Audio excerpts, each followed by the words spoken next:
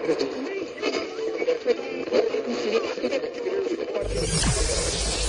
ready for unique, rare, and little-known treasures from the golden age of radio.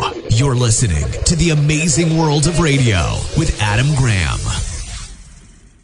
Welcome to The Amazing World of Radio, and we are back with our spring series. And this spring, we're bringing you The Whistler, the lost episodes. From Boise, Idaho, this is your host, Adam Graham. If you have a comment, email it to me, box13@greatdetectives.net. Well, this is going to be a bit of a longer introduction than normal to make sense of what we're doing. And now, of course, The Whistler, the lost episodes, is a bit of misnomer since we have them, so they're not lost. However, they've not been in circulation for decades. So if you want to in your mind, you can say these are The Whistler, the newly found episodes. That makes you feel better. Now, The Whistler was an American radio program that aired from 1942 to 1955. The series was an anthology program, and some early episodes felt kind of like suspense or had some huge supernatural element to them. But the series settled into a mode of The Whistler telling us a strange tale of someone who had stepped into the dark. Often a person who wasn't a criminal professionally, though certainly they could work in stories like that. But they had made a decision. They had crossed a moral line. And often the series built towards them crossing that line, and then them thinking they were going to get away with it, but them having one ironic, fatal flaw that brings them to a very unsatisfactory end. Now, of course, there are exceptions. A big example of an exception would be the Christmas episode of The Whistler we played for you in December. For the bulk of its run, The Whistler was a West Coast-only program sponsored by the Signal Oil Corporation. Although it did later have a national run, and there was a run in Chicago sponsored by Meisterbrow Beer. And one of those episodes was actually the very first episode we did on The Amazing World of Radio. As the years have gone on, and there have been more trades and acquisitions, a lot of really nice sounding episodes have come into circulation. There are more than 500 episodes of The Whistler circulating around. But that left nearly 200 episodes missing, which brings us to the lost episodes of The Whistler. Old-time radio programs continued to be played by armed forces radio programs long after the end of the golden age of radio. And back during those early days of old-time radio trading, the original network broadcast of The Whistler were unavailable. However, a service member overseas, or perhaps a family member, went ahead and did a recording of several episodes of The Whistler. And these were transferred onto tapes and became the first episodes to get traded. The sound quality was always an issue with these. And I'm quoting the archive.org information written by the Johann Memorial Collection Project. I think Joe Webb wrote these based on the voice. The episodes have been in relatively poor sound with electric hum and strong backdown noise. Over the years, collectors have tried to adjust the sound with equalizers and other equipments. They were working with tape, which meant while they were attempting to make the program sound better, they were also adding hiss and other audio issues that technology had as each generation of copying was done. So essentially, with so many of these episodes, the editing was either making it worse or not making it better and just replacing the old flaws with new flaws. Now, this is where the collection of Mr. Johann comes into play. Mr. Hen passed away in 2020, and the old-time radio researchers acquired his collection, and they have been working through it, and they found some uncirculated programs, and they found some improvements in sound quality. In the case of these particular reel-to-reels in Mr. Hen's collection, they were acquired in 1968. So there had been a lot less processing, and they were much closer to the original recording date. And the volunteers at the OTRR have gone ahead and they've processed, and I'm again quoting the website, been processed to minimize these problems and reveal underlying audio that may have defects but have more clarity. So this is essentially as good as it's going to get for this particular recording set. And what's really nice is that 5 of these recordings had completely dropped off the map. They were in such poor condition, the copies that were out there, nobody wanted to trade for them. They had just been processed to death and copied to death, and the sound quality was so bad. And so with these much earlier recordings, we now have something we can listen to for these 5 programs. In addition, there's an additional 1 program where there's an episode in circulation, but the circulating copy is missing the closing. So now we get to hear the closing of that episode. That's what's planned for the next 6 weeks, thanks to the great work by the folks at the Old Time Radio Researchers. Now, the first episode we're going to bring to you originally aired July the 11th of 1954. And I will warn you that this is probably as rough as it's going to get in terms of audio quality. It's the only one they labeled very low quality, so be advised. Let's go ahead and take a listen and then we'll come back.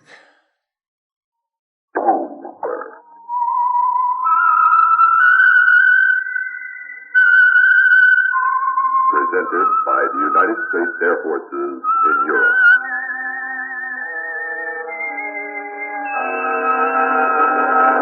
I am the Whistler, and I know many things, for I walk by night. I know many strange tales hidden in the hearts of men and women who have stepped into the shadows.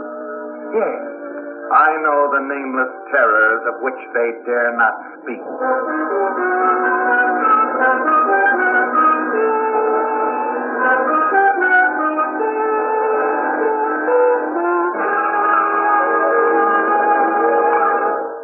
The Whistler will continue in just a moment, but first.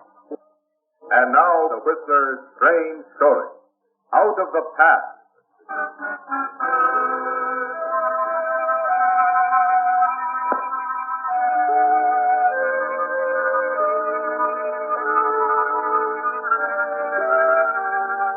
It was a summer's evening, quiet, calm, matching the gentle atmosphere of the quaint artist town Cypress Point on the California coast. Clint Harwell was calm, too, before he entered the drugstore. Yes, he could even take pleasure from the fact that the local newspaper was to run his picture in an early issue under the heading, Architects Who Wed Local Novelists. There would be a story about the homes Clint had built, too, the pertinent facts about his background. And there would probably be little, if any, mention of the accidental drowning of his wealthy Aunt Catherine Harwell. In a drugstore, Clint waited with his back to the proprietor and the customer that he was waiting on. That be all, Mr. Lewis? Yeah, I think so, Doc. No razor blade, toothpaste, anything like that. I got 'em all, Doc. Well, I'll just wrap up these things for you. I'll be right there. There's no hurry. Any more trouble with those protection racketeers, Mr. Willis? Well, I keep hearing from them. It's a dreadful thing, you know. Yeah, terrible. I certainly wouldn't give in to them. Here you are, Mr. Willis. Drop in again. Sure thing. Good night, Doc. Now, I believe I know what you want, Mr. Harwell. Yes, sir, your pictures. You got them developed, Doc? Oh, certainly. I do all that work myself, you know. I have the lab in the back. Oh, I didn't know. Really? With all the seasons you've been coming down here? Well, anyway, they're ready. They turned out fine. Let's see now. Check the file. Fraser. There's Harwell. Here you are. Oh, thanks, Doc. How much is that? $1.30. Fair. You, I hear you're settling down here now. For good. Yes, that's right. I'll build a few houses. New types. Give me a chance to experiment. By the way, Mr. Harwell, perhaps this isn't the time to mention it, but this is the first time I've had a chance to. I'm awfully sorry about your aunt. She was such a wonderful person. Yes. Yes. Good evening, Doc. Good evening, Mr. Howell. Drop in again.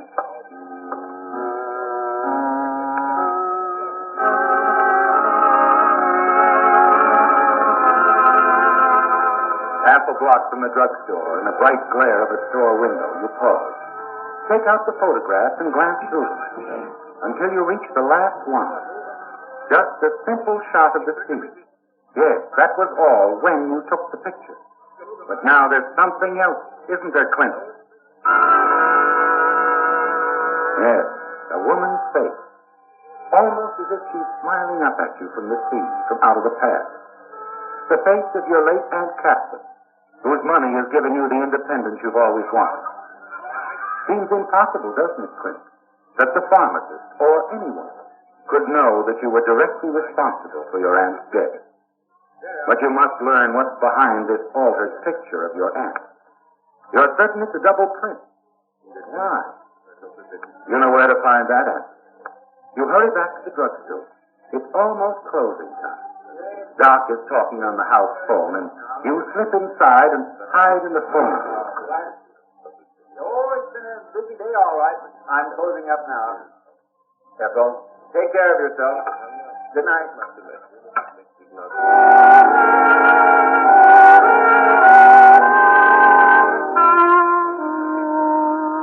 The minutes seem years as you wait, don't they, Clint? Then finally he's gone. You hurry from the phone booth to the dark room in the back of the drugstore. You close the door, snap on the light. Good Lord. Surprise, Mr. Howell. Who is? Thought you'd have my dark room all to yourself, huh? Yes, I did. Phone booths don't make very good hiding places, Mr. Howell. I sort of figured you might have something on your mind, something to do with pictures. Yes. These pictures on the wall, I am afraid I don't understand them, Doc. Not at all. Is it so hard to understand, Mr. Howell, that I'd want to surround myself with reminders of people I was fond of, who've been good to me? Your aunt was especially kind to me, Mr. Howell. She helped me open this door years ago. I didn't know that. There were many things about your aunt you didn't know. She didn't talk to many people, but we were real good friends. She told me lots of things. All right. So you and Aunt Catherine were good friends. And this snapshot, her face looking at me from the sea, was all your idea, eh, Doc? Just a simple double exposure, Mr. Howell. Call it bait if you want to. The point is, you rose to the bait. Why? Why did you do it? When your aunt drowned last season, Mr. Howell, I went along with the accidental verdict the sheriff handed down. I was too shocked then to remember some of the things he told me. Like what? Like how you wanted money to build those arty houses you designed and marry Louise Phillips, a nice girl. But a girl who's always had everything she wanted. Is that all, Doc? No. He also told me she was afraid of you. Afraid you might hasten her death. I don't believe that I'd say any more, Doc. She was afraid of the ocean, too. She loved to look at it. But deadly frightened to be on it, especially with you. The ocean is such a natural place for an accident to happen. I've heard all I intend to. You don't have to hear any more, Mr. Howell. I think the sheriff might be interested in what I had to say, though. No, Doc. No. You're not going to the sheriff. Oh, yes, I am. No, you're not, Doc. My aunt told you too much. And you're not going to say a word against me. You can't stop me, Mr. Howell. There's no way. There's one way, Doc. This way.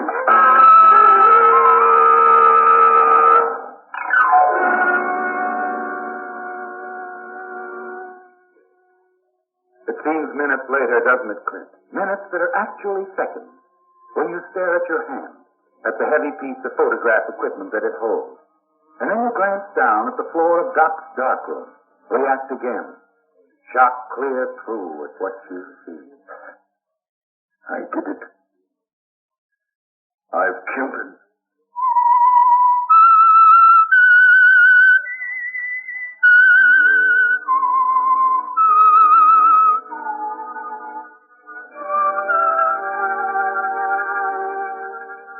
gone, isn't it, Clint? The quiet, the calm of the early evening. The peace of mind that seemed to be yours only a few short hours before. The next morning, it's all there. Extra Sunrise Edition, Local Douglas, Found Flame. Read all about it. Sunrise Edition, Local Douglas, Found Flame.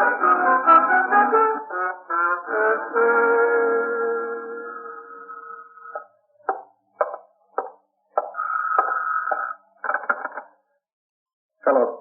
Clint? Huh? Oh, Louise? Oh. Hello, Louise. I've been wondering when you'd get back from the city. Your shopping tour successful? Oh, really? You asked me to dinner, you know I wasn't going to miss that. Oh, yes. Of course, tonight. Fine, Louise. I'll call for you around 8. Is that all right? Oh, fine.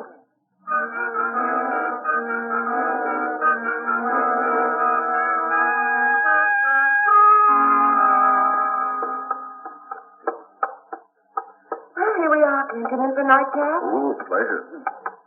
I just unlocked my little hacienda. I'll bet you missed this thing away all week. Oh, I did. I couldn't decide which I missed more, my house or my fiancé. You know, we've never talked about our house. I'd want to design it very specially, a big one for us. Big or small, what's the difference? Sit down, darling, I'll get some eyes. Well, there could be a great deal of difference, Louise. Well, not in the number of newspapers that pile up when you forget to tell them you're going to be away. I suppose not. Of course, the only news in this town today is about the killing of Doc Ainsley. Poor devil. Oh, and about the curio store fire. Yes, I know. I threw all the papers away but that last one. Did you read about the witness? Witness? To what? The Ainsley killing. Here, read it while you have your drink. Oh, thank you. Thank you. Hmm? O.B. Willis, the man who owned the curio store, was hurrying to the fire when he saw the killer rush out of Doc's drugstore. He says he could identify him if he saw him again. See what? Well, that's what it says. Why, Cliff, what's the matter? Huh? Oh, nothing. Nothing really. I was trying to remember something important. Something I had to do this evening. Well, you needn't look so stricken about it. Besides, I'm the only thing that's important to you. I know.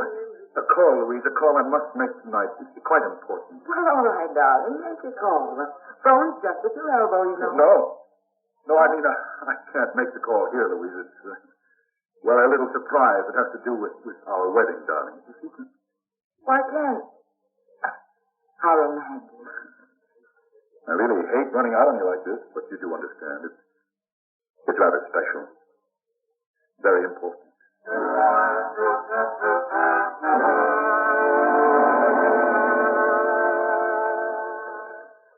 It is important, isn't it, Clint? Not a call, but a hurried trip you're forced to make to catch the last edition of the local papers before they hit the street and stop your picture from being published. Yes, you'll not stop it, Clint. And you hope there's still someone in the coffee room as you pound on the door.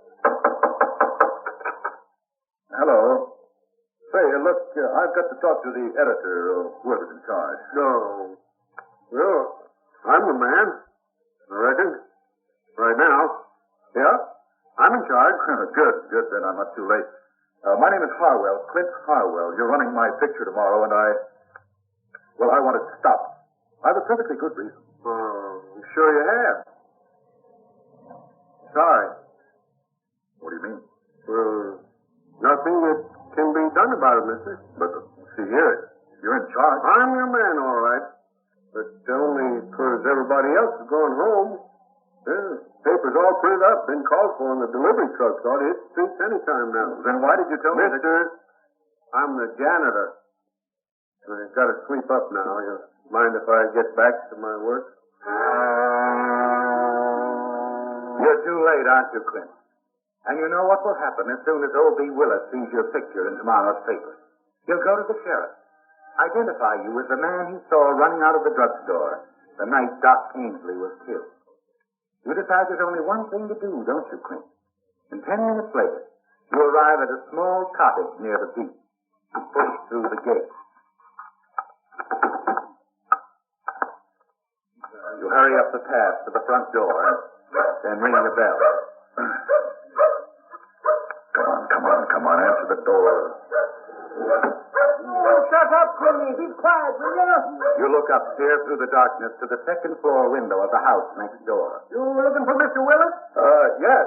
Well, he's not home. He went out a couple of hours ago. You from the insurance company? Insurance company, well, no. Oh, he's been expecting one. The reason I asked. His store burned down last night. I suppose you heard about it. Yes, yes. Imagine that's where he is now, down at the store with the workmen boarding up the place. Why don't you try there? Well, thanks, but it's not important, really. I'll see him in the morning.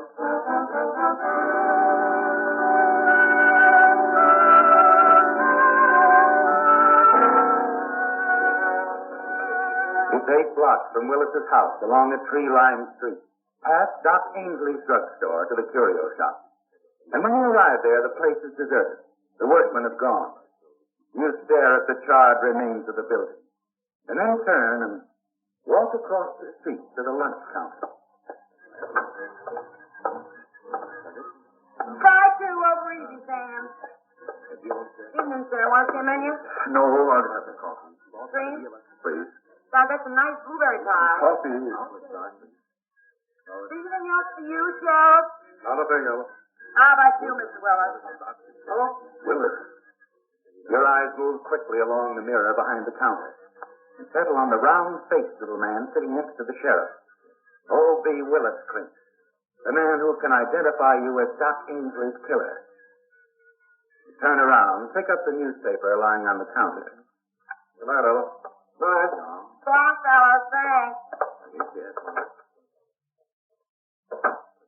As the door closes behind them, you breathe a sigh of relief, don't you, Clint? That was close. Too close. You look up from your newspaper and glance toward the front door. They're standing there, the sheriff and Willis, talking quietly. You watch them out of the corner of your eye, your heart pounding wildly. Finally, they move away. Here you are, sir. Oh, thanks. Here. Wait, you on drink your coffee? No, sorry, I just remembered a very important appointment. Very important. You step out of the lunchroom, see Willis and the sheriff part company down the street. Moving quickly along the shadows, you hurry after Willis, the witness. The man you've got to silence. You're only a half block behind him now as he makes his way along the deserted, dimly lighted street. Then he turns into the park, slumps down on a bench, and lights his pipe. You circle through the trees until you're standing directly behind him. And then, Hello! quickly you draw back into the shadows as you see a man approaching. That's you, O.B.? Huh? Oh, evening, Barry. Evening. I thought you were still in San Francisco. I got back this afternoon.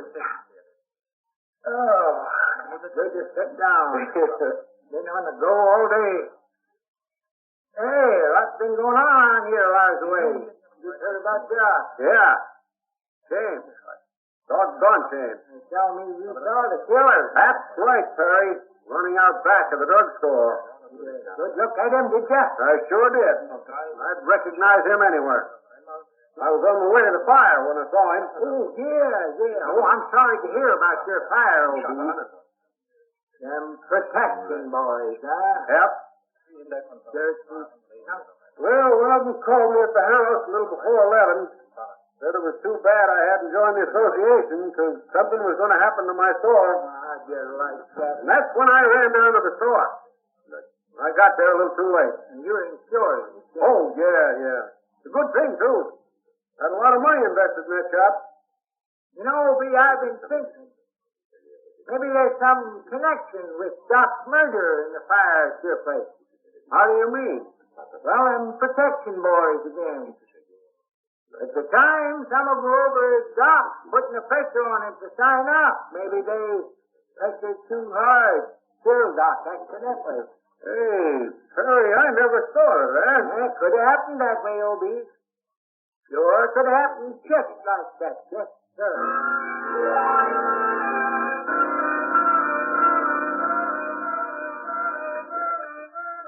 He's right, isn't he, Clint? The blame for Doc Ainsley's death could very well be placed on the hoodlums who burned down Willis's store. And they could be blamed for killing Willis, too. It's a perfect setup.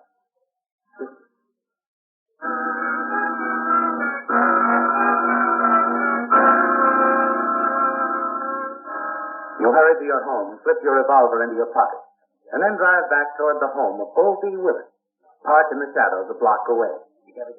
Then you walk to a spot directly across the street. Wait in the dark behind a palm tree for Willis to return. After what seems hours, Willis finally appears. By the time he reaches his front door, you're right behind him. Willis, what? Open the door. Get inside. Well, wait a minute. You heard me. Open the door. Right now. Inside. Who are you? What do you want? You don't recognize me, do you? Well, it's so dark in here. All right. Pull the shades down. Then we'll turn on the light. Close the windows, too.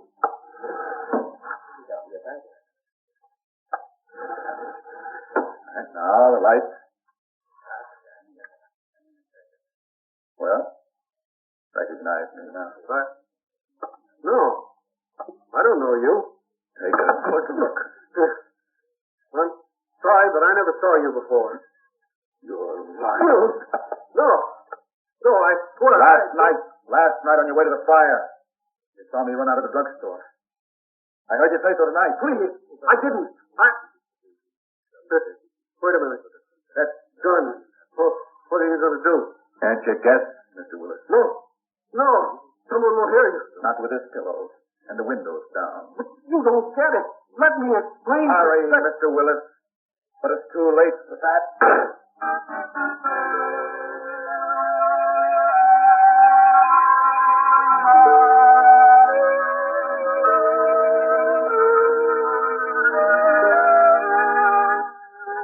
It's done, isn't it, Clint? O.B. Willis is dead, and you know who they'll blame for the murder. Yes, the hoodlums who set fire to his store because Willis wouldn't join their protective association. It's as simple as that, isn't it? And you're certain that you're in the clear. You slip your gun into your pocket. You'll drive to the beach, toss it into the sea, and then the only link connecting you with the killing of O.B. Willis will be missing forever. Turn out the light. Open the front door and start toward the street. And then you stop, stunned, as a car stops in front of the house. It's the sheriff's car. Hello? Sheriff? Who are you? Clint Harwell. I'm a friend of O.B. He's just stopped by to see him. Found the door unlocked and went inside. He isn't home. No? No, I went all through the houses. Nobody there. Sheriff, do you think he could have gone back to the store? Yeah, probably. Oh, Mr. Howell, this is Johnny Fain, insurance adjuster from San Francisco. That's Fain? Right, Pleasure. Mr. Fain is here to settle things with Willis. Oh? That's right. You see, we found the man who set fire to Willis' store. Oh, you have? Yeah. Had an eye on him ever since Mr. Fain's company tipped me off about him 6 months ago. Man's a well-known arsonist. Burned down 2 other stores and 2 other cities during the past 8 years. Wait a minute. You mean that O.B. Willis? We're convinced he set the fire to his store himself. I don't understand. What about the men who threatened him, the protection racketeers? Just a gag. He's used it before, too. But he couldn't have set the fire. At 11 o'clock last night, I know. He said he was walking past Ainsley's drugstore. Saw Doc's killer. Yeah, sure. That put O.B. half a mile from the fire when it started. So he wanted us to believe. You mean he lied? That's right. Willis didn't see Doc's killer. He wasn't anywhere near the drugstore at 11. He was setting fire to his curio shop. No. No, it can't be. Well, we're going to go on inside, wait for Willis to show up. Oh, you better come with us, Mr. Harlow. You don't mind, do you? Welcome back. I guess this is a story that illustrated that if you commit one murder, committing the additional murders are not really a big deal for you. Although they are bad ideas and beget their own problems. I guess if there were a lesson to this particular story, it's not to mess around with the type of people who commit murder. You know, the drugstore owner had the idea that our guy was a murderer, and so set up a situation where he got to confront him alone. Now, I get that some people might be reluctant with sharing a suspicion like that because that can lead to legal liability, and it's also, a bit of a moral thing where you can really just damage someone's reputation with gossip when you don't know. But if you really have a good enough reason to go to the lengths of editing someone's pictures that they brought in for development, you really ought to bring a witness along. And if you need an alibi, it really should go without saying that claiming to be the only witness to a murder where the killer may have thought that no one saw him is a really bad idea. So I don't know if that qualifies exactly as a moral. That may be as close as we get to one with this particular episode. And I do think that the low sound quality note was warranted, but I could still understand and make out everything that was going on. So great job for the old time radio researchers on this. I do want to just say that if you do enjoy and appreciate this sort of work, you can go over to OTRR.org and donate to support it. They're in no way sponsoring the show or affiliated with it, but I think it's a good plug for an organization that's doing some great work. Well, join us back here next Wednesday where we'll bring you another lost episode of The Whistler with a much shorter intro, I promise. In the meantime, do send your comments to box13@greatdetectives.net. From Boise, Idaho, this is your host, Adam Graham, signing off.